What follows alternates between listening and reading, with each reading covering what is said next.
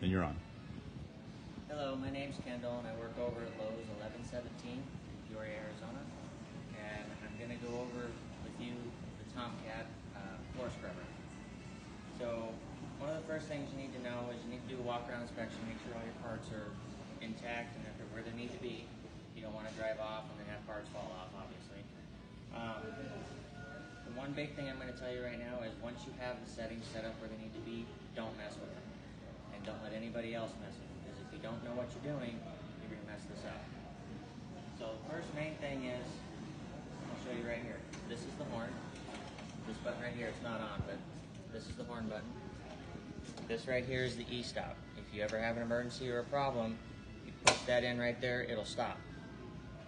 The other thing is, you want to make sure that if the machine is not starting for some reason, make sure this isn't popped out. This will prevent power from going to the unit and making it operate. This right here is the ignition key. You're going to turn it forward to turn the unit on, like this. You notice it didn't start. The emergency stop is popped in. Pop it out, now it's going to turn on. So you'll notice some other dials here. You've got this pull out. This is to adjust the steering wheel so you can get in and out safely. Make sure it's latched before you start driving, because if you have to do an abrupt stop, you will fly over it. You notice you got these screens here. You don't have to do anything with these. These two keys, you want to make sure they are in the unlocked position, or you cannot do anything with adjustments or have them functioning. Like I said, once you have it set, don't touch it. If you come over here, here's the control panel. This switch here is your directional. Up is forward, back is reverse. Regardless of what direction you're going in, you'll have a little beeper on here. It's going to beep regardless. It's for safety, that way customers and employees can see and hear you coming. Because on this unit, you do not need a spotter per Lowe's policy.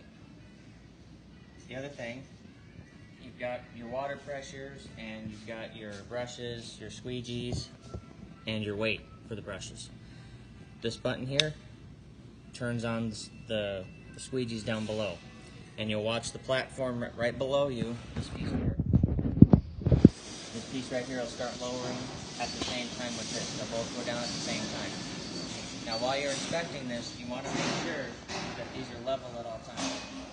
If this is not level when it's up in the air and it's not level when it goes down, there's a problem. You don't want to drive on it because you'll wear down one side faster than the other, and you'll also screw up the floor. You'll notice that one side's better than the other, and that's going to waste everybody's time.